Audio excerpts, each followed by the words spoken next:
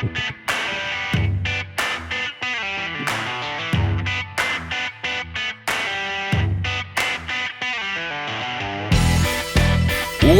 to Just an Average Fantasy Football Podcast.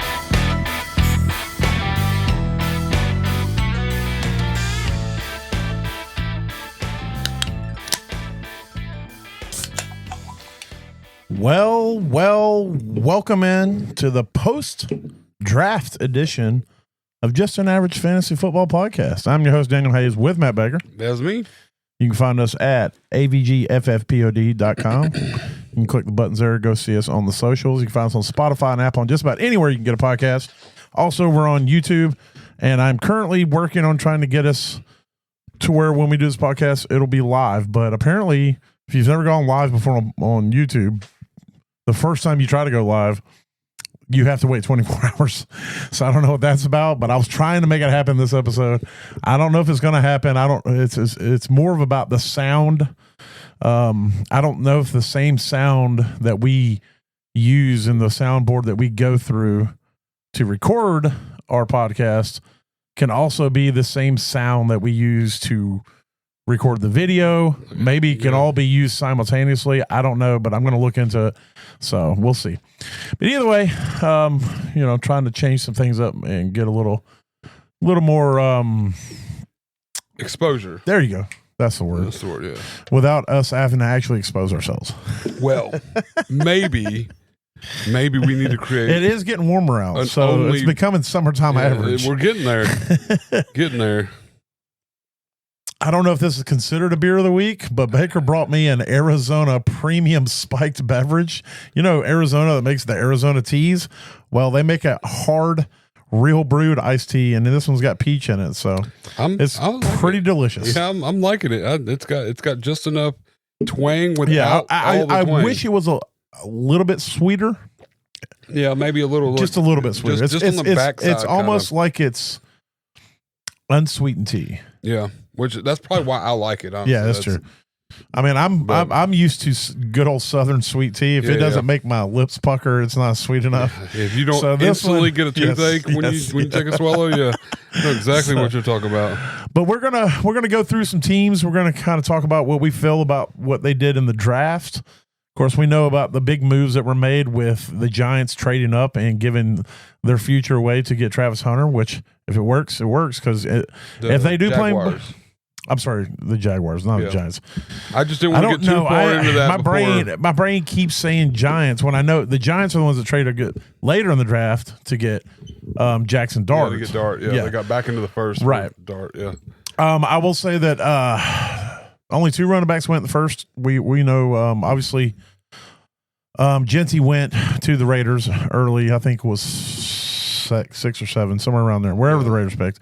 And then Omarion Hampton went, which I thought was a good spot to the Chargers. I mean, it pretty much ruined everybody's Najee shares. I think so too. I think at the beginning of the season, you're going to get value out of Najee. And if you're in a redraft or even in a dynasty, you need to, as soon as he has any sort of good, decent game, you need to get rid of him. Yeah. You need to move him as quick as possible. But there's no way they spend a first round draft capital on a running back and then they make him play behind Najee all season. Yeah. So, the other thing, was the wide receivers. I felt like the wide receivers went higher than I expected, especially like in the second round. There's guys I didn't really know about that was going in the second round. There's a couple that didn't get drafted. I was like, wow, that's crazy. Yeah. They didn't even it was like Isaiah Bond didn't even get drafted. Yeah. And he was kind of considered before the draft one of the top dudes. Yeah, some of the top obviously Shedeur Sanders falling to the 5th round. There's a lot being said on that. No one knows except that the reports came out that his interviews were not good. Yeah. Obviously the NFL, the teams passed on him for a while. Yeah. I don't think there's some big conspiracy. There's reports out there that there was like this big thing to try to block him, and it's like there's 32 different entities out there who are trying to win Super Bowls and make money. And if any of them thought Shedeur Sanders could be the piece that takes them, they wouldn't give a shit what anybody else wanted them to do. They would draft Shedeur Sanders. Exactly, yeah. So there's no team that's going to be like, yeah, we think this guy's a first-round draft pick, but we're not going to draft him because everyone else said don't do it. Yeah. But it is interesting. My opinion on it is this. Him and his father vastly overrated his talent in comparison with the headache that is perceived he's going to be. Yeah. With his dad and stuff like that. Just the perception of what they could or couldn't do as far as bringing drama to a team. It's like, if you're going to bring that kind of drama that the teams think you're going to bring, you better have an ability that's worth it. Yeah, that supersedes any drama you're going to bring into the locker room. I mean, this is a position. This is I'm going to say this one of the top most important positions. It's the most position in all sports. In my opinion. Yeah, like it's starting quarterback. This is a position where as far as wins and losses, you run everything out there on the field. You will eventually run it. You know, there's going to come a time when you have to be the leader, and if you come in with this attitude where, you know, nothing you do is wrong. Right. It's going to rub a lot of people the wrong way. They were saying before the draft that there's certain teams they weren't going to allow him to play for. And I was like, bruh. Yeah, it's okay. When this has happened in the past, the players had the talent to back up them saying, we're not going to do this. Everybody talks about Eli Manning, even John Elway, when he refused, I forget who it was, he refused to go play for. But there's a couple things. You better either have the talent or you better have another job like Bo Jackson did. Oh, yeah. Bo Jackson's like, I'm not playing. And again, I can't remember who it was with him. I want to say it was the Colts. I think back then it might have been Baltimore Colts. But whoever it was, he said he told them flat out, if you draft me, I'm going to go play baseball. Yeah, I'm like, not doing this. Whatever. And they drafted him, and he's like, all right, I guess I'm going to go play baseball. And he did. And then John Elway also was similar. And then the whole thing with Eli Manning, where he said that he was not playing for the Chargers, and the Chargers drafted him, and then they basically did a swap of Phillip Rivers for Eli. So, it just tells me that the NFL was like, you are drastically overestimating your own abilities. Yep. And your father is in your ear drastically overrating those abilities. Yep. For his own sake, I hope it was a humbling experience. I hope it ignites some sort of fire in him to know that he hasn't made it. Yeah. He is not guaranteed anything. And if he wants it, he better go get it. He has an opportunity to do that. Go to the Browns. He's realistically got an easy road if he's as good as he thinks he is. If he's as good as he says he is. If he's as good as he thinks he is, he should start day one. We'll say that. Like, he should be able to get into that locker room and beat out. I mean, Flacco's a big talent. Don't get me wrong. He's there. I mean, but he's like 974 in football years. Exactly. He's aged. And he's like 812 in human years. Yeah, just saying. And then you got Deshaun Watson, which is garbage can now. I mean, and then they drafted the quarterback they drafted above him, Dylan Gabriel, who everyone says is an undersized, kind of a overachiever. So, I don't know a ton about Dylan Gabriel, but he's, I can tell you one thing. They're not going to start the season with all the quarterbacks they currently have on the roster. Oh, yeah. Somebody's getting cut. And it's going to either be Gabriel or Sanders. Yeah. Because they're not going to cut Flacco. Yep. No, they can't. Or they might cut Pickett. I don't think they got much. Yeah, you're right. Pickett. You're right. I forget about Pickett. Little hands Pickett's there. Yeah, but that's still, they're only going to ride with 3. So they could, I think Watson will start on the IR. Yeah, Watson will be out there. Yeah, so he'll be on the IR. So he won't be a roster spot. So we can go ahead and take him. So it really comes down to it'll be Flacco, Pickett, Gabriel, and Sanders. They may drop Pickett back to like practice squad because I think he kind of fits that practice squad role. Yeah, he does. He's like, you know what I mean, like that. Yeah, he's got. I mean, most teams really only roll with 2, but because they drafted both of these guys, yeah. And if Shedeur shows, because I mean, Shedeur would be the likely cut because he's a 5th round pick, and the money there is not. Yeah, there's not anything really. It's whatever, but and I don't think Gabriel's going to get cut. And I mean, I guess they could try to move Gabriel to the practice squad. I think if they try to move Shedeur to the practice squad, he'll get snatched. Yeah. Just because of the name and for the simple fact of he was thought to be a 1st-round draft pick. So some team out there is going to be like, all right, he's been humbled now. Let's go pick him up off of waivers. Yeah. And so But it's going to be interesting to see how they do it. They also, since we're here, we might as well talk about them. They went and got Harold Fanning Jr. in the 3rd round from Bowling Green. Harold, some people considered him to be the 3rd best tight end in this draft class. Yeah. So to get him in the 3rd round, is interesting. Obviously, with Njoku there, I don't see Harold Fanning doing anything at least this season. Yeah, no, and I mean, I could barring be wrong. Obviously an injury. Yeah, I could be wrong too, though. I think this year might be Njoku's last year, anyways. On his contract, so it might be like a preparation thing. I may be wrong about this. I think he's got 2 years left, but I think the last year is voidable. Okay, that might be what I have it mixed up with. But I mean, I'm just thinking that's kind of a smart play. Go ahead and grab a talented young tight end early enough that way you don't have to re-sign a big deal. You know, with all these contracts Kittle just re-signed for pretty damn big money. It's funny. So I don't know all the details, but I was hearing on another podcast. So Kittle. So when Trey McBride did his contract, he was the highest paid tight end. Yeah. Well, Kittle is technically now the highest paid because of how much he's getting paid by year, but I think his last year's voidable.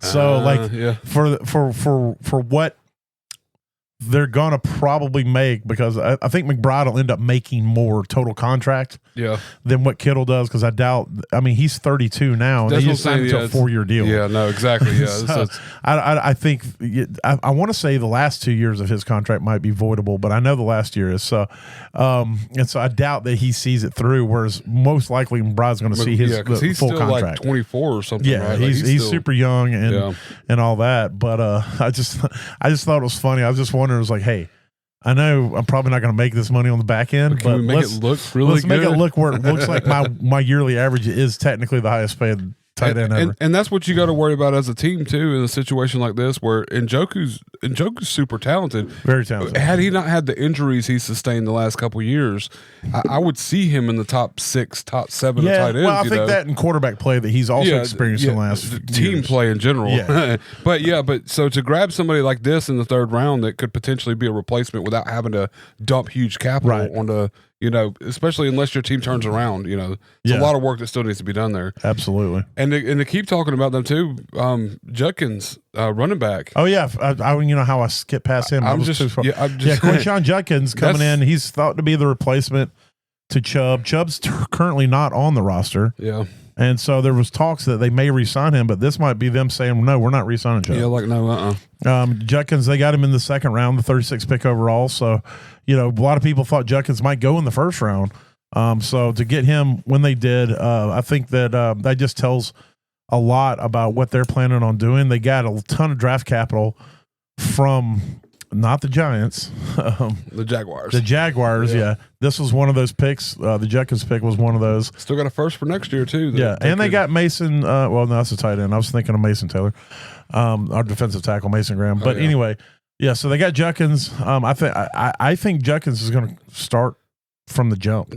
Day one. I mean, because I've been a fan of Ford, but it's more like an underdog story. Yeah, Ford's just a guy. He's like a try. He's a try-hard dude. There's nothing special. Nothing super special about him. But he's going to show up every play. You give him bulk carries, he's going to be consistent, and he's just a guy where Judkins can come out here and he could be a game breaker. Run the backfield and just be the guy. So exactly.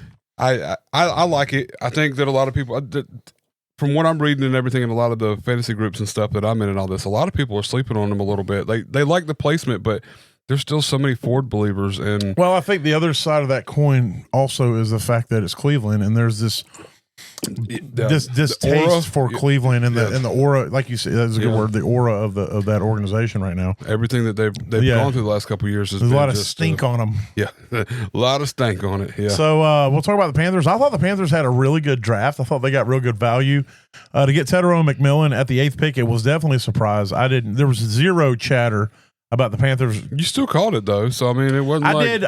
I will say when it happened, I didn't want it to happen. We were playing. We were here playing that's darts. What brought it up. You were like, and they were on the clock, this. And I was like, I have a bad feeling they're going to take Tedero McMillan, but I don't want it. And then, sure enough, they took him. They took him. Yep.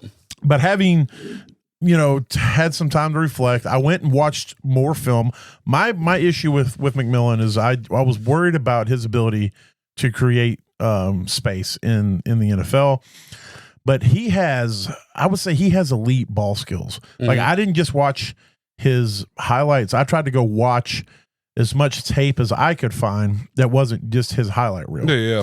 And you want to see where they fuck up just as much as when they do good. Yeah, exactly. That's what really makes a player, how they fix a fuck up or how they handle a fuck up. Yeah. And I couldn't find the interview. I mean, maybe I didn't dig hard. I couldn't find the interview where he said he didn't watch film. So my thinking is that was like a freshman, sophomore McMillan who said that. Yeah. But his ball skills, his ability to go up and fight for the ball, his route running is really good. He does not have breakaway speed. He is not a speed guy, but he will fight for the ball. He'll post up and he has really good hands. He has really good ability to go get the ball. And so I like it. I especially in this offense, the way they scheme guys open and whatnot. So it's going to be interesting. I think him being a consensus top 10 pick and going in the top 10 makes me feel good. I don't feel like the Panthers reached. I think most experts thought that he was worth the pick. And generally, if that's the case, it's good. It's when you reach for guys like John Ross or, Jalen Reagor, that these guys will bust because they reach for guys that everybody's like, why are they drafting this guy? Henry Ruggs. Yeah. They reach so and nobody sees it coming. But with McMillan, everybody's like, yeah, that's where he should have been drafted. So, I feel better about it now. I think he is an actual alpha, true outside alpha receiver, and I think he's going to start that way. I think number one is the 8th overall pick. These are things you have to take into consideration. I can't think about Leggett in the same light that I think about McMillan because Leggett was a late first. I think he was actually early second, like one of the top first 2 picks in the second, because the trade with the Bills. But maybe they traded up to the Bills were like the 31st pick that year. So either way, it was somewhere around that. And so it's easier when a guy's drafted that late to be like, not try to get him overall. 32nd. Okay. It was the last to not try to get, they traded with the Chiefs. That's right. Yeah. But to try to not get him the ball and stuff like that. But when you draft a guy 8th overall, it's like, nope, he's going to fucking play. And we're going to see what he's made of. We're going to see really fucking quick. Well, I'll tell you this, like from the little bit of tape I saw from him, I mean, I'm not like super, super, super impressed. Like I feel like he's going to be the best, but I will say size wise and hands wise and the way he fights the way he carries himself on his routes and when he goes to get the ball and all, he reminded me a little bit of Mike Evans. Yes. So I was kind of curious. He's almost identical in size. Mike Evans was drafted 7th overall in the 2014 class. Yeah. They're similar in draft class. Mike Evans was a little slower. He ran a 4.53 where this guy ran a 4.48. So I don't think McMillan ran a 4.4. I thought he ran like a 4.61. Unless it was a pro day. He didn't run. I don't think he ran at the combine. But I may be wrong. Let me double check. I mean, if he ran a 4.48 at the then I could have swore he that garners a significant attention, including a 4.48 40-yard dash at his pro day. Okay. At pro day. So, and that's like I said, it's a little faster than Mike Evans. It is if it's legit. Pro days are a little hard, but either way, it's still probably pretty close. Around a 4.5. Yeah, because Mike Evans was at the combine for his rookie. As far as his rookie when he was getting drafted and all that stuff. So yeah, it's just there's similarities there, like hand size. Oh, absolutely. And yeah. That was definitely one of the top persons. So. I hope he's more durable than Mike. Mike Evans. Mike Evans. Yeah, Evans, not Williams. Yeah. Evans. Okay. Yes, I do love. That's where my comparison is yes. Not with Williams. Williams is definitely not durable at all. But Mike Evans, like I said, I'm not saying but I'm just saying comparable. Yeah, I think if you can get 12 years at 70% of what Mike Evans was, I think that's a huge score. Oh yeah, for the Panthers, as far as that's concerned, because that's what Mike Evans is at right now, going into his 12th year as a top 5. Dude, if he turns into a 70% of Mike Evans, I'll be pretty happy. That's what I'm saying. Like, so at the not pick stats. And all that. Like, I don't want him to only get 70% of Mike Evans. Stats. No. I'm just talking about ability. Like, overall, like if you can get 10 years out of this guy at 70% of what Mike Evans did in 10 years, that's what you need. That's still pretty good. I mean, Then they drafted a couple edge rushers they desperately needed. I like both of those guys. I thought they got good value on them. And then they went Trevor Etienne in the 4th. Etienne is a smaller kind of change of pace back. I think he's got a chance to come out of camp as the not the direct backup, that'll be Dowdle, but to be the change of pace, because Dowdle and Chuba are very similar, and I think that he could come in and Etienne could come in and be kind of like a fresh legs kind of firecracker, type running back. I didn't see a lot about him. I mean, of course, he's got name recognition because he's what Travis Etienne's younger brother or whatever. But I mean, I kind of feel like it could also be played in that how they keep using these running backs in different positions like slide or they play them at the wide out kind of deal just to draw coverage or whatever. I mean, it might be kind of cool to see him out there just mingling, I guess, just involved in the offense and in general. But fantasy wise, I don't think there's going to be a whole lot. No, I don't. Not this year. No. Yeah. They went and got Mitchell Evans in the fifth. I thought that was a good pick. Mitchell Evans dealt with a lot of injury in college, so he was thought to be a top tight end, but he just battled so many injuries. So obviously that hurt his stock in the draft. And then Jimmy Horn Jr. I didn't know a ton about him. I know he went to Colorado. He played with Shedeur. But I went and watched it. Dude's great with the ball. He's great. I think they got him more as a kick returner, but he could be another person that you bring in and throw some little screens to, give him the ball in the backfield. Like a Jamal Agnew or something like that. Where mostly special teams, but still out there on offense here and there. Right. Again, I don't expect him to be anything for fantasy, unless he completely takes off. Unless you get kick return yards, that'd be kind of cool. Yeah. But I think as a football player, it's going to be pretty nice. Yeah.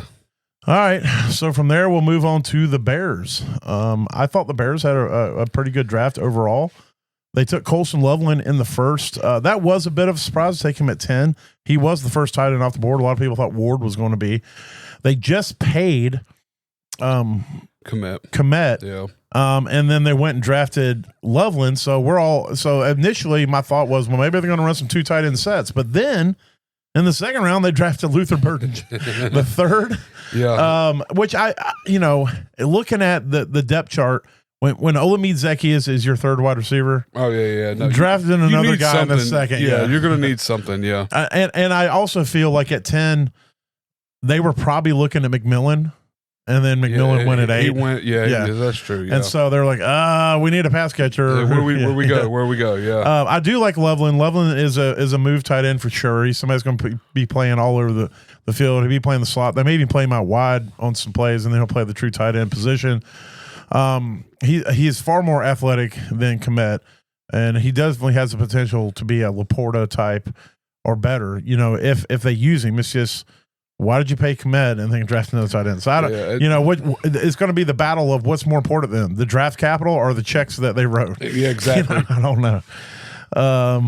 And then that was basically it as far as they did get I don't know a lot about this guy, but there are people who love him. Kyle Monangai.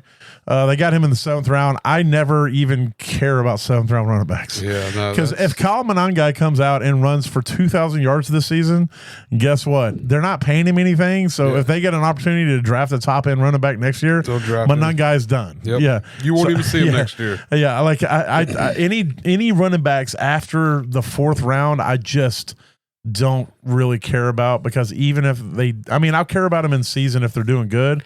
But after if it's like the a season, redraft or you pick them up or something. Yeah, but even in Dynasty, it's like after, I was worried about Tyron Tracy this year for that reason too. He's a late round pick. It's just because there's no investment by the team for the most part, and they'll just go get somebody better if they have the opportunity. So, but so that's the Bears. And so from there, let's go to the Bengals. I thought. I will say with the Bengals, I thought that was their draft was a good win for all the Chase, the running back, Chase Brown.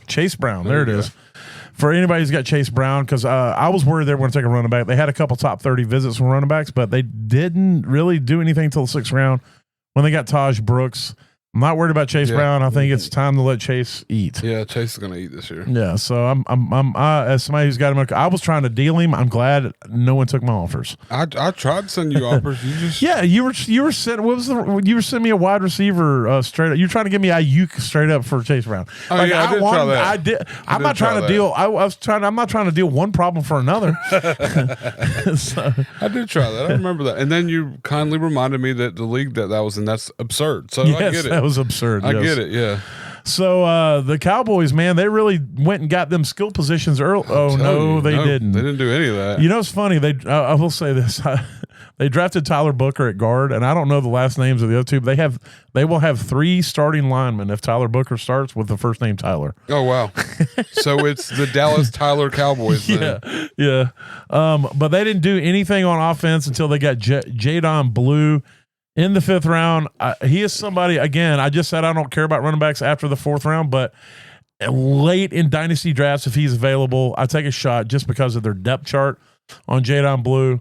And I will say this as a dynasty owner or a dynasty manager, if Jadon Blue does anything remotely good in season, I will be dealing him away wherever I got him immediately following his good week because he's a 5th round pick. And I will be trying to get as much as I can for him in that time. They also got Phil Mafah.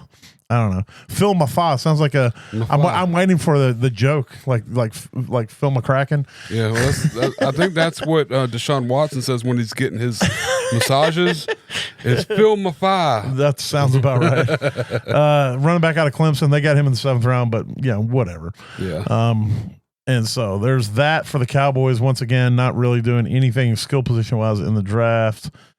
So the Broncos made one of the most interesting picks. They, by a lot of people's estimation, they reached in the 2nd round to take R.J. Harvey from UCF. And the reason that it's interesting is because Sean Payton's only drafted 4 running backs in the top 100 in his entire coaching career. Obviously, it was Kamara. Then it was the guy that I was telling you about last time. I can't remember his name. Was it Devin Bush? No, it was Reggie Bush. Reggie Bush. So yeah, Devin Bush is a linebacker. I was thinking Devin Hester. I don't know. I had Devin Hester in my head. But you got me where I needed to get to. Yeah, I got you. So Reggie Bush was one of them. I can't remember the other one, but he was also pretty decent. And then, of course, R.J. Harvey. So, you know, the idea of that is to say that maybe Sean Payton's got an eye for a running back. So maybe that's why he reached for R.J. Harvey, but it makes him interesting. He's somebody that he's moving into the 1st round in a lot of dynasty drafts just because of his opportunity there. He doesn't really have the size that you would think to be a every down back, so I still think he's going to be running as a committee back. Probably not with McLaurin, but who's the other one that's there? You said McLaughlin. Estime. Yeah, Audric Estime and him will probably be splitting carries.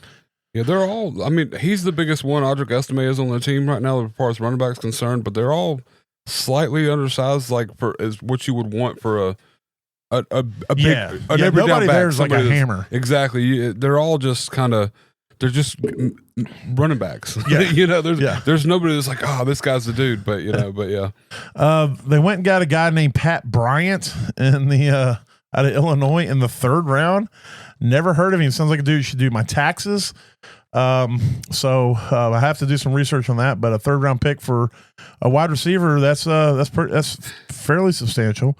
So somebody you probably want to look into in dynasties. And then in the last round, they got most likely a blocking tight end and Caleb Lohner. 4.61 was this 40. The wide receiver, yeah. Pat Bryant. That sounds like a Pat Bryant 40. Oh, that was interesting. Yeah. Must be an update. Probably. Let's see. I mean, they say his comparisons or everything are like Michael Thomas and shit. So. Oh, really? Wow. Yeah, I mean, 6'2", 201. I mean, so he's a slot receiver, but don't tell Michael Thomas that. Yeah, don't tell him that at all. All right, so let's look at the Lions. The Lions, they like to do interesting stuff in the draft, and this year they kept it going. They drafted Isaac Tesla in the 3rd round. Most people projected Tesla to be like a 5th round pick. They traded up with Jacksonville to get the pick. And so, you know, who knows? They're running with a different offensive coordinator there. So we'll see how that plays out. But this is kind of their style.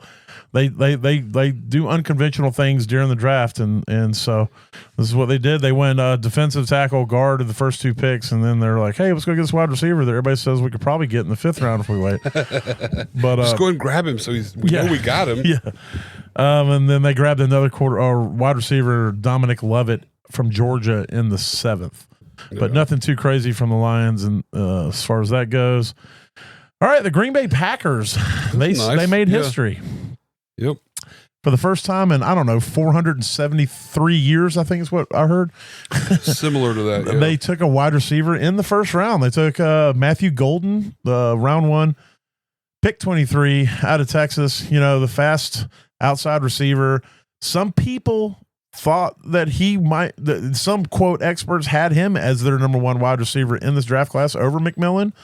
I didn't think that. I think that I think the offense that Texas runs is a chuck it downfield type offense, and I think he excelled in that because he is lightning. So I don't view him as a true. I think he's going to just be I think he's just going to be another decent wide receiver in a room full of decent wide receivers with nobody that's the guy. Nobody just lighting it up out there and just taking over. Yeah, but we'll see. That he'll be the only one in that room that's got first round draft capital, though. That is true. So maybe he'll get a little bit more opportunity to be the dude. I'll tell you a pick that I did like too was their 3rd round pick of Savion Williams. I didn't really know a lot about him when I saw them pick him in the 3rd round. I was like, let me go check this guy out, and I liked his film a lot out of TCU. And so that's going to be interesting to watch there. And he's got that 3rd round capital. So he's somebody that, again, if you can get into the 3rd or 4th rounds of your dynasty rookie drafts, and he's still there, maybe somebody you want to take a flyer on. And then that was basically it for offensive weapons. But, they did go with a couple wide receivers, which means somebody's getting cut because they've already got a ton, and so. Like you said, they got a ton of just wide receivers. Like they don't have anybody that's like super elite, so it's going to be tough to know who's going to be right, and then who are they going to cut? And so all right, and so we'll see how that shakes out in camp for them. So let's see. Next one on the list is the Houston Texans, talking about going after wide receivers. In the 2nd round, they went for Jaden Higgins. I like Jaden Higgins a lot. I think that that he is somebody that could go in there and with what's going on with Tank Dell and stuff, I think he could go in there and really he could steal a starting role in that offense. Opposite, obviously, of Nico Collins. He's built a lot like Nico Collins. He's 6'4", 214 pounds. He's just a big body dude, and he ran a 4.47. So. He's very athletic, and he was really good for Iowa State, I should say. So we'll see how that goes. He's definitely somebody I've been trying to target in rookie drafts because I really think the offense really missed that other receiver last year with Nico also dealing with injuries. I mean, they dealt with a lot of injury too, but they just didn't have that next guy that was going to come in there and really help that passing game. Noah Brown can only do so much, man. Like he can only be as much of a guy as he is. And right. And on that note, too, in the 3rd round, they went with Jalen Noel. We talked about him before the draft. He was one of my quote sleeper picks. He's somebody that I liked a lot, also out of Iowa State. So they took 2 guys, teammates out of Iowa State, which is crazy. And so we could be looking at Nico Higgins and Noel out there. Yeah. Because I don't think Tank Dell's going to get on the field this year. So it's not looking good. He probably shouldn't. I mean, this is 2 years back to back. He's had substantial injuries. Catastrophic. And he came back after the first one, and I didn't know he didn't look bad, but then he just got destroyed again. So who knows how long it'll last this time. So. Yeah.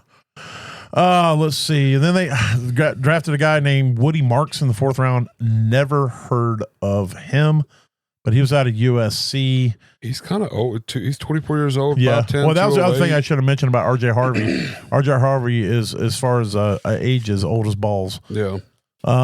He is from Atlanta, though. That's interesting. Woody Marks is. Yeah. 5'10", 207, but it says he ran a 4.54. So.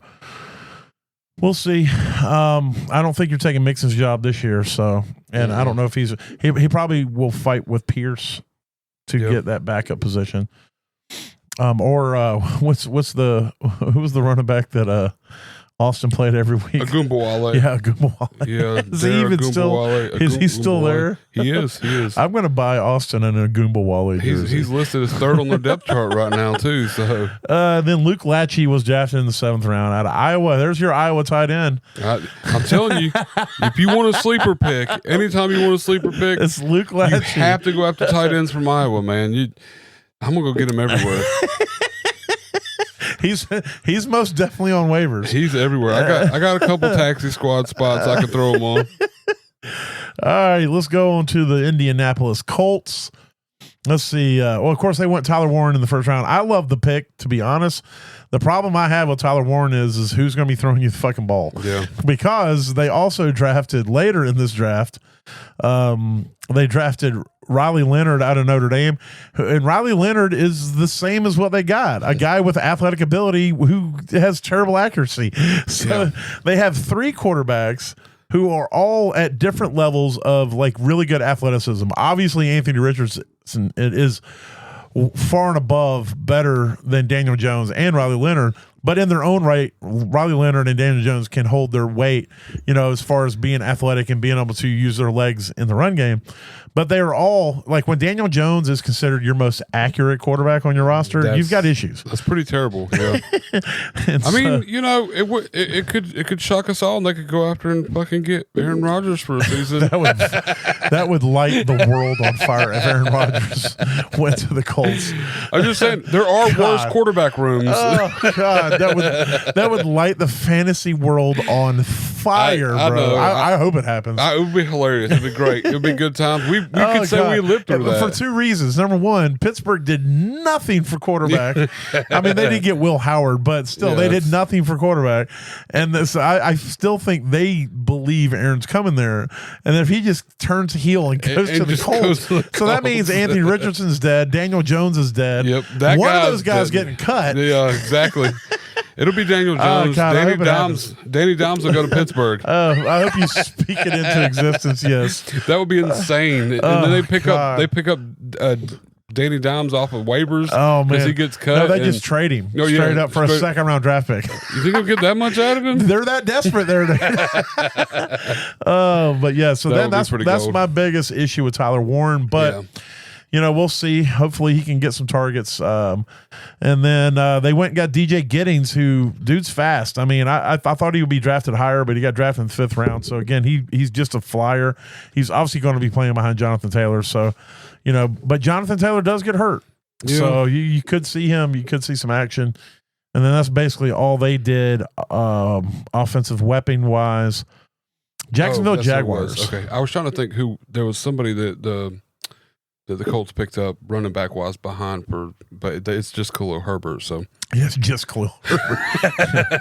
I was like, wait, who was it? I just saw the other day was on. I didn't realize that they had gotten him, you're telling me news now. Yeah, I knew it was somebody, but it's Khalil Herbert. He's actually listed behind Taylor right now. Well, yeah, I can imagine.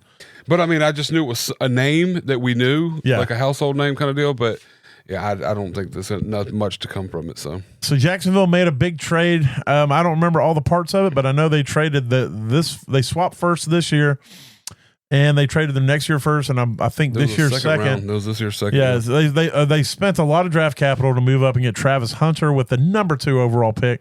Now, I personally think it's worth the number 2 overall pick. Travis Hunter is. He's one of the best football players to come out in the draft in a very long time, and if they do utilize him on both sides of the ball, then they effectively got 2 top draft picks in one player. Yeah, exactly. I think wide receiver is his best position, but that's like saying, that a Lamborghini is prettier than a Ferrari. I mean, both of them are really nice. Yeah. Okay. So his cornerback is, had he been just one or the other, he still would have been a top 5 pick. Yeah. Had he just been a wide receiver or just been a corner, he'd been a top 5 pick. Exactly. So that's how good this dude is. So we'll see. It's going to be awesome seeing him out there opposite of Brian Thomas Jr. and seeing what they can do. And maybe this will be what Trevor Lawrence needs to put him over get him over the hill. Yeah, to finally for him to start achieving some of his potential and expectations of when he came out, because he's just kind of been a little bit better than a Daniel Jones, to be honest. Well, and also too, they've paid top receiver money to middle receiver talents, in the past, for sure. And going and getting the Christian Kirks and then they Zay Jones. They have had bad coaching there. Yeah, it's been a mixture of just catastrophe, and maybe they're finally getting pieces together. That are say what you want to say about Duval or however you said it.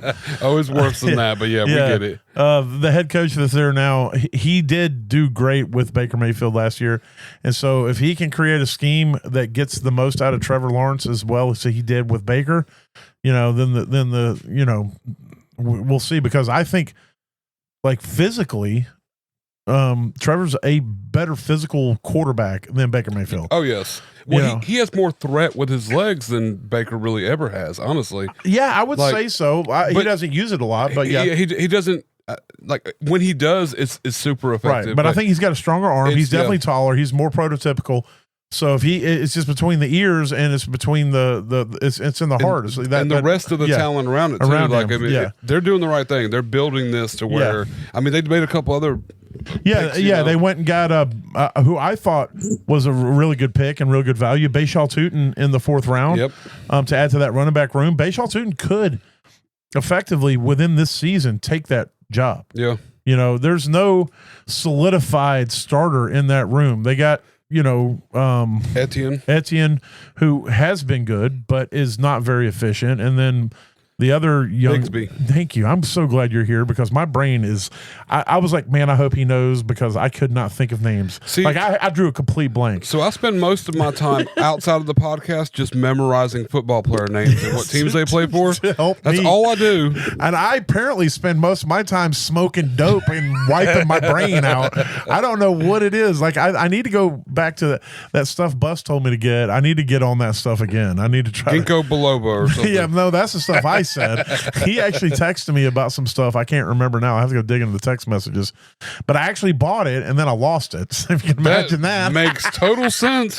So I have it somewhere, but I don't know where the hell it is. It makes sense.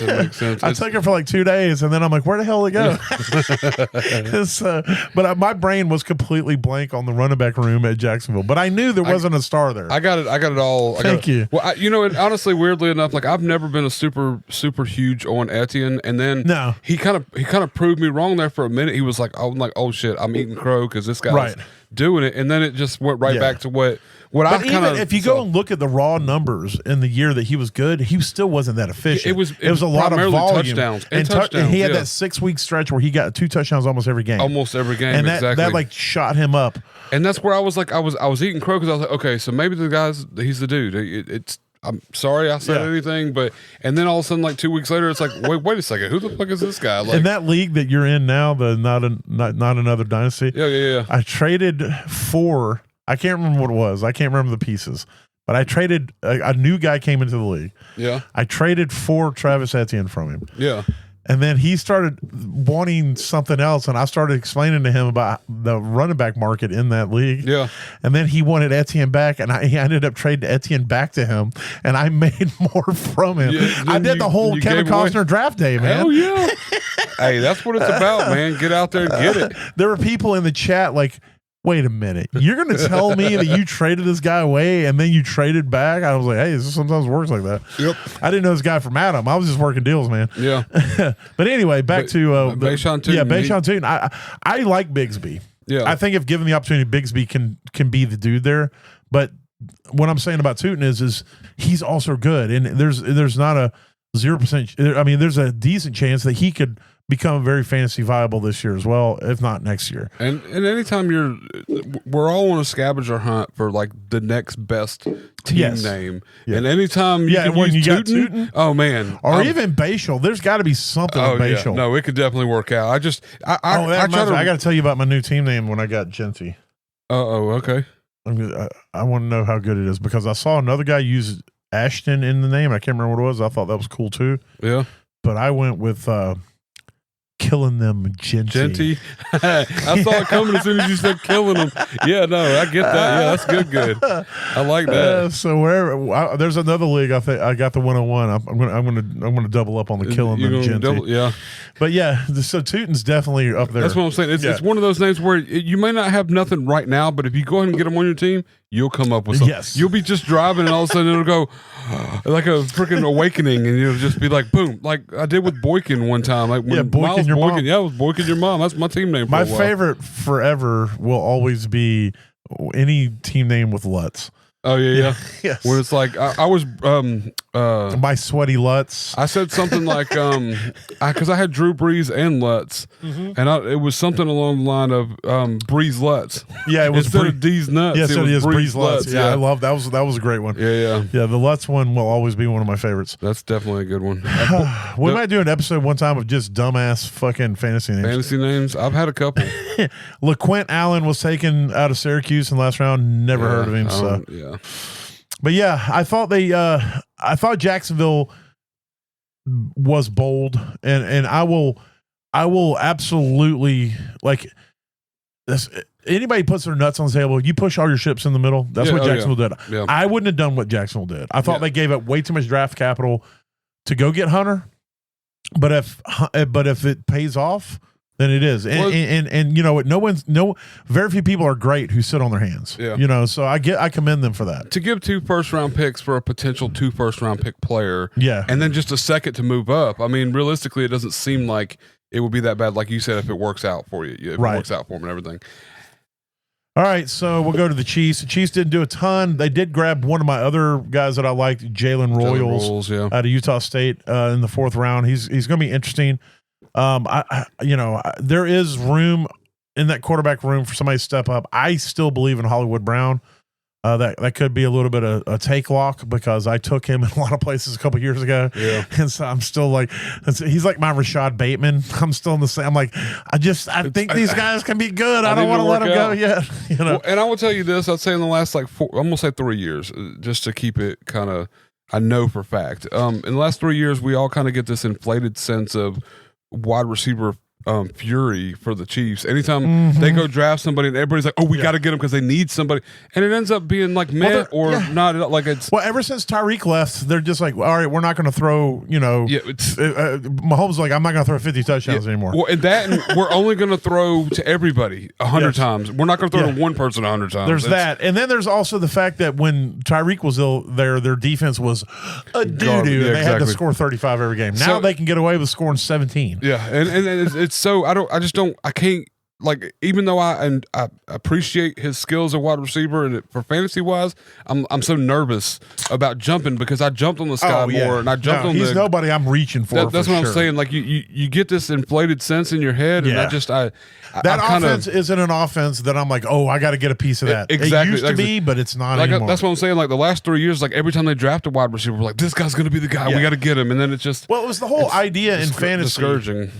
When you have a perceived offense that's going to be really good, you want a piece of it. Oh yeah, you definitely want to be involved. And there was a while there for the Chiefs where you wanted a piece of that offense, no matter who it was, even if it was their 4th wide receiver. Exactly. You're like, I just want him here in case one of the other guys gets hurt. Mecole Hardman, Mecole Hardman had a great life as being on rosters, even though he never did anything. He's not done nothing really. Yeah. He's had 2 games in his career, and I think one was in the Super Bowl. It wasn't even fantasy Bible, right?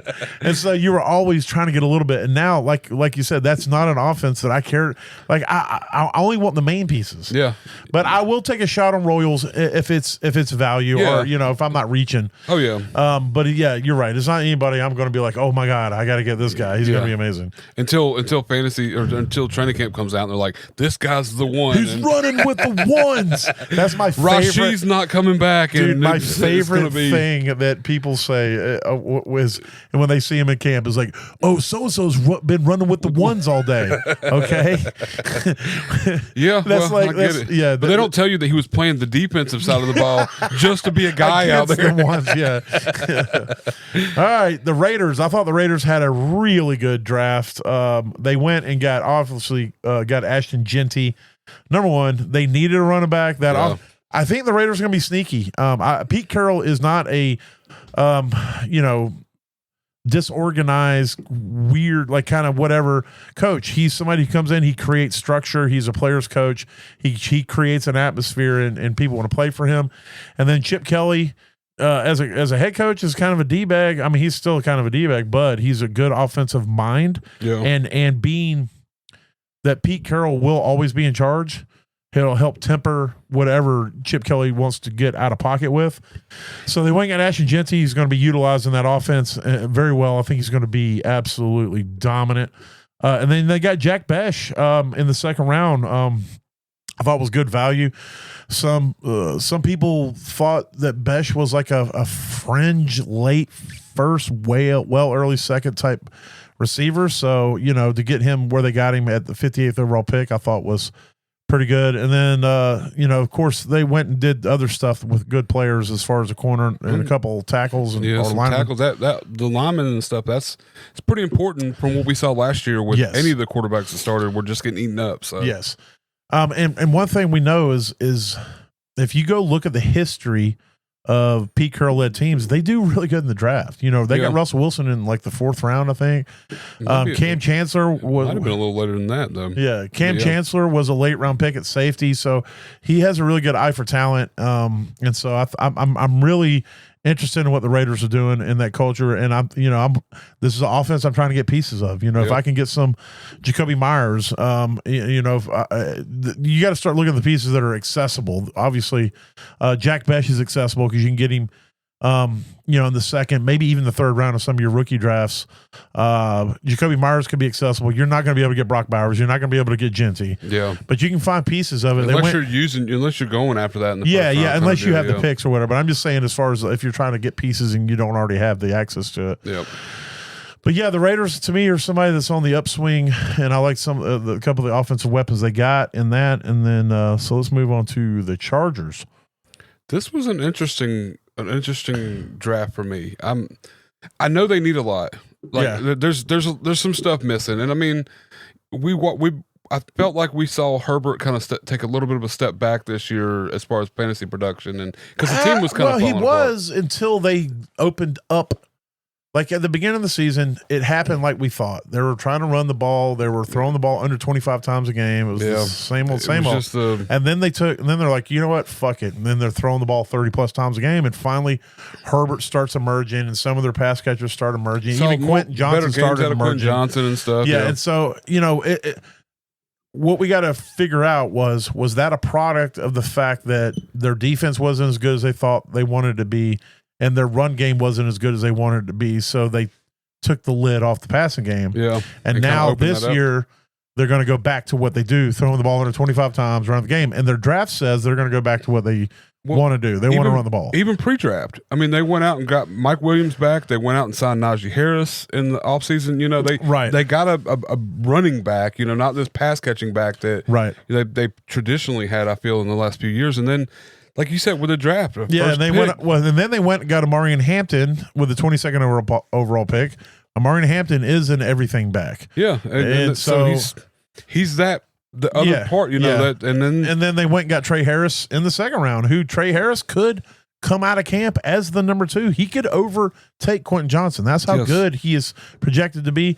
And the other side is that most people don't feel that Ladd McConkey is a true, like a 1 or a 2. They think he's more of a slot kind of receiver, and he's not an outside guy. So it could be that Trey Harris and Quentin Johnson, and Ladd McConkey are those 3. But the thing is what is this offense going to be? Are they going to do like they did towards the end of last year? Are they going to throw the ball 30 plus times a game? Or are they going to revert back to what Harbaugh historically has done with what's his name as the offensive coordinator? And are they going to go back to throwing under 25 times a game? And if that's the case, then it's like, all right, well, it's Ladd McConkey and Amarian Hampton are the only 2 pieces I might want a piece of because because I don't know if there's going to be able to support any other pass catchers. So it's going to be interesting to see how that pans out. And we'll see who's running with the ones whenever it comes over. That's what we're watching for. Who's with the ones? They did grab another wide receiver, Keandre. There it is, Keandre Lambert Smith out of Auburn. Oronde Gadsden the 2nd, tight end out of Syracuse, which there's been a little buzz about Gadsden. I didn't know a lot about him, but he's considered a pass catching tight end. I've grabbed him a bunch of places, and I tell you this is why primarily. He's in a great position to be the only tight end on that team that's worth a shit. I mean, you got Will Dissly there. Let's give Dissly the respect he deserves, and Tyler Conklin. If you want to argue over talent, they do have Conk there. That's true. But I mean, it's like these are guys that who should be superior. And like, while Dissly had a couple good games last season, I didn't feel he was what he has been in the past. We'll put it that way. Like, Yeah. And I just feel that this guy, I mean, I watched some of his tape and stuff when I saw where he was drafted and like the opportunity. He's not bad. No, I mean, in 2022, he caught 61 passes for almost 1,000 yards in 6 touchdowns. Yeah. And then he had some injuries and stuff that he dealt with in 2023. Well, no, he was redshirt. It was injury. And then in 2024, he was first team All ACC. He had 73 receptions, 934 yards, 7 touchdowns. So, the dude's definitely got some juice. Yeah. And to get him where they got him, it's going to be interesting because, unlike running backs, late round tight ends can hit and stick because nobody wants nobody wants to draft. I don't care how good a tight end is. No one really wants to draft them early. Yeah. And they can get a guy if they can get a guy like this who's good, they're like, cool, I don't have to worry about tight end for a little while. I don't have to worry about 5 years. I can spend the early round picks on the bigger positional talent. Yeah, exactly. So, and that's kind of why I've been going after him. I just feel in Dynasty, of course. I don't know. We'll see what comes up with redraft. But if I'm like in a tight end premium league that I play more than one tight end, I might stretch for him. In the 5th or 6th, 8th round or something. I do try to come out of almost every rookie draft I'm in, whether it's a tight end premium or not, with a tight end on with at least because and you can get him late right now. You might in some league you can get him on waivers off waivers. Yeah. I did in one until league. Everyone hears this podcast and they're gonna be like, "Holy shit, these guys like grab him up." Yeah. But if you're in my draft, it is not unless Jake listens to this because he called me in the 5th round of playing and he's like, "Hey, this is what we're looking at. Who do I go after?" I'm like, "Look, if it was me, scroll down a little bit, go down to this 12th guy down here. This is who I would draft in the 5th round of a rookie draft." I'm like, look, even if you don't need it. Look, if this dude has 3 big games in the beginning of the season, trade block, put him out there, get rid of him. I mean, hell, if he has 1, that's what I'm saying. Like, just throw him out there. All right, Terrence Ferguson was drafted by the Rams in the 1st round, or the 2nd round, I should say. That was their first pick. Look, they don't have a solid tight end there. Yeah. It was Higbee, but he didn't do jack shit last year. Davis Allen has not been anything, and holy shit, I can't believe I remember that name. There was another one there too that didn't do shit either. Yeah, Duty Browntown. Oh, what was his name? No, I'm not. I only know Davis Allen and Higbee. Davis Allen's the rookie, or last year I think he was a rookie. 2 years ago. Yeah, and then Higbee, but there was the I can see his face. Dude. Oh wow, that's even crazier. So bad. But Terrence Ferguson, I think, has got some juice. He's definitely somebody I'm looking to grab. I mean, I'd be willing to depending on how the draft's looking in late seconds in rookie drafts to go grab him. Yeah, definitely in the 3rd Parkinson. round. That's who it was. Parkinson. Oh, Colby Parkinson. Okay, yeah. That's he was there last year. He had a couple like 2 games. It up. Yeah, I know, right? But yeah, no, definitely, yeah. There's nobody to beat out there really either. That's definitely a good pick. So. They also grabbed Jaquez Hunter out of Auburn. He's not anybody I think is going to be anything this year for fantasy, but Kyron Williams is on the last year of his deal. Blake Corum looks like a bust. Jaquez Hunter, is just somebody to keep an eye on. Oh yeah. He was pretty explosive in college, and so take that for what it is. And then in the 7th round, they took Kunata Mumpfield. Never heard of him, out of Pittsburgh. But yeah, so Terrence Ferguson to me is the most interesting thing out of this, and Jaquez Ferguson is somebody, or Jaquez Hunter is somebody that I'm keeping an eye on. Definitely, yeah. But I also have Kyron in a lot of places, so I'm a little worried. Well, grab the handcuff. I mean, I'm sure that a lot of people aren't looking at him anyway. Yeah. So, all right, the Miami Dolphins. They didn't do a ton on offense. They did late round go after Ollie Gordon the 2nd in the 6th round out of Oklahoma State. He was considered somebody that might go sooner. Quinn Ewers, a lot of people are looking at that. Here's the thing about Quinn Ewers. Quinn Ewers came out of high school. He was the #1 prospect in the country. He was supposed to be the next great thing. And then in college, he wasn't as good as people thought he was. Yeah. He had moments where you're like, oh, that's why they thought he was good. And then the next play, you'd be like, and that's why they don't think he's as good anymore. There he is. So it's one of those guys that, first of all, he's going to be playing behind Tua if he sticks. He was a 7th round draft pick. But let's just say, for the sake of argument, let's say he makes the roster and they say he's Tua's backup. At that point, he becomes valuable. Because they've seen something in him, and we all know that Tua is just one big hit away from never playing football again. And the other thing is that like guys like this, who knows what clicks? Like there could be a coach, there's somebody that taps back into that talent that everyone saw when he was coming out of high school and thought that he was going to bring to college. Maybe he got into a bad coaching situation at Texas. Maybe it wasn't the offense that he liked to run. Maybe they didn't speak to him, coach him in a way that he understood things, and maybe somebody else can figure him out. I only say all this to say, in super flexes, not in single quarterback, don't even fucking worry about him single quarterback. In super flexes, if you have a taxi squad and he's there and you're deep in the draft, or it's only a 3-round draft and you're trying to figure out waivers, he's somebody maybe take a flyer on. Especially if wait you have and see how camp works out. If camp comes around and they're like, man, this dude sucks, then you drop him before the season starts, go grab somebody else, throw him in your taxi. Well, I mean, even if, especially if you have Tua, in my opinion, I mean, we saw some quarterbacks start behind Tua that I didn't think was going to play in the NFL. So, I mean, you don't know what's going to happen if anything does happen injury-wise. So. For sure. And it's always great to have a handcuff in a superflex league to your quarterback, especially if nobody else is looking at him. Right. So, I mean, I waste bench spots for stupid shit like that all the time because I'm so worried that, I'm one hit away from not being able to score 12 points next week because my quarterback's not, so I grab these stupid people like freaking Joe Flacco or, the backup to the backup, or not that deep, but you know what I mean, like that. All right, let's move on to the Minnesota Vikings. Not a ton going on here. Only really one name worth mentioning, and that's Ty Felton out of Maryland. They picked him up in the 3rd round. Again, he's somebody that you can probably find on waivers, and if not, if you're deep in your rookie drafts, he's somebody maybe you take a flyer on. You got Addison. You obviously got Jefferson. But after that, there's not a ton, and there's somebody that's looking to take that 3rd wide receiver role. Now, to date, the 3rd wide receiver for the Minnesota Vikings hasn't had consistent fantasy viability, but if somebody becomes very explosive, then maybe they do. But if nothing else, he could be somebody that gets plugged in if somebody gets hurt. I know what you're doing. You're trying to look up what's his face. Yeah, he's probably still there, but he's not somebody that can't be beat out. No, I'm trying to think because I know TJ Hawkinson come back.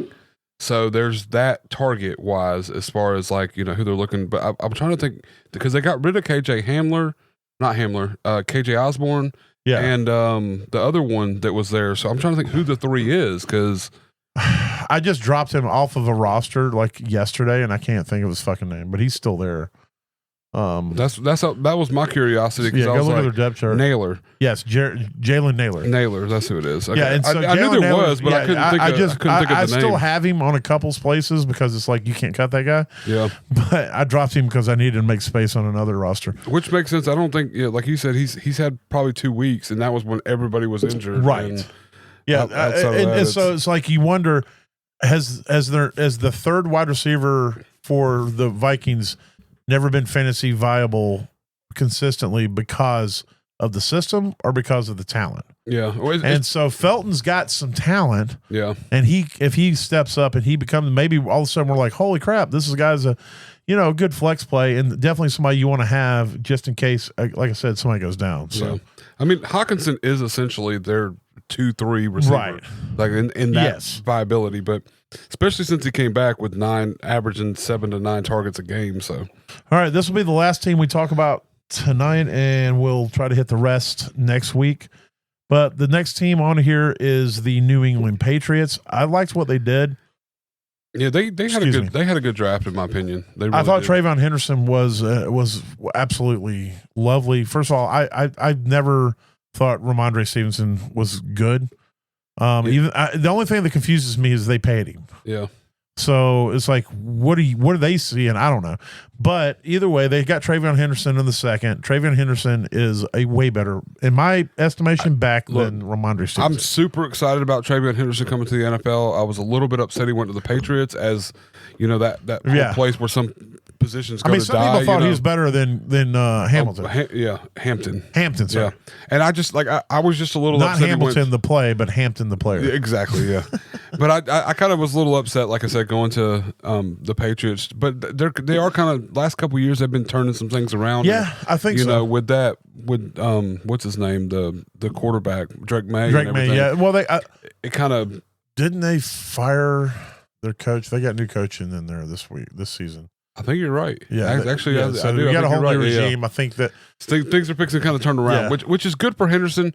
Hopefully, you know, like I said, I've never been a Rhamondre fan. I don't have him on any team. That'll tell you, I've never really been a fan of him. So, but I do like the Henderson in the NFL, and I hope it transitions into the Patriots being good. And they got Kyle Williams in the third round. I didn't know a ton about him until I went and looked at him. I thought he was this guy that drank Monster and punched walls. Different Kyle. Okay. But Kyle Williams looks like a really solid pick for the third round. Yeah. And here's a little secret if you're on Sleeper, at least right now. Kyle Williams is buried. Buried in ADP. ADP, yeah. There's a couple. There's quite a few that are buried. Yeah. So find him. You're going to have to scroll way down your wide receiver list. Find him, and you can get him. And like, I didn't even see him. I could have got him with we had a 4-round rookie draft. I could have got him like I had the third pick from the end of whatever that ninth. I had the ninth, or maybe it was the 8th in the 4th round. I didn't scroll down far enough, so I took Arroyo, the tight end from Seattle. Yeah. But had I known Kyle Williams there, so then after the draft, when everybody's putting in waivers and you have the trending, Kyle Williams is right there, and I'm like, how the hell is the 5th pick in the 3rd round wide receiver not get drafted in a fucking 4-round rookie draft? And so I put a bid in, but Terrell beat me out for it. Yeah. But either way, for anybody who's listening, right now, Kyle Williams is buried in your ADP, and he's somebody you can definitely get. If you've already completed your rookie drafts and you're like, man, I really need somebody to throw my taxi, he might be there. Now, if people are going off the trending, I'll be honest with you, I don't really like the trending in Sleeper. Yeah, I don't care for it either. It kind of upsets my picks. Well, it helps people who aren't as knowledgeable. It helps them realize that they're looking for people that they need to listen to our podcast and hear Baker's Bottoms to learn the picks. But I go and I'm like, well, damn. The trending thing really bothers me just because I like, you should have to put in the work. Exactly. to know who Kyle Williams is. But either way, I'll be honest with you, I don't know if I'd have seen him had he not been on trending, because I was like, I thought that when I seen him, I'm like, how the fuck did he not get drafted? And then I'm like, how the fuck did I miss him? So I was in another rookie draft. And I went and scrolled, and I was like, holy shit, I have to scroll this far down the wide receiver list to even find him. Yeah. It's crazy. But anyway, it's going to definitely change. I don't know why the ADP and Sleeper is so fucked up this year, but it is. It's because a lot of people that don't know fantasy football are drafting right now. Yeah. Well, I think a lot of people who were drafting best ball before the draft too, because a lot of the ADP is set by that. Yeah, that'll upset the. You think they would show ADP for the style of league? Well, it's hard when no one's been playing the style. You know, a lot of people, very few teams draft before the draft, so best ball kind of sets the market. Yeah, and then everyone else pulls from the market to set their ADPs to start the fantasy season. Yeah. And this year it was wildly, with wide receivers in particular, wildly fucked. Yeah. So like, I think Isaiah Bond at the beginning of like rookie drafts was like, like Minoski took him in the first round. Oh yeah, because he ended up as like the top of the ADP list. It was like the 4th wide receiver listed, but he's not even on a team. Yes. Yeah.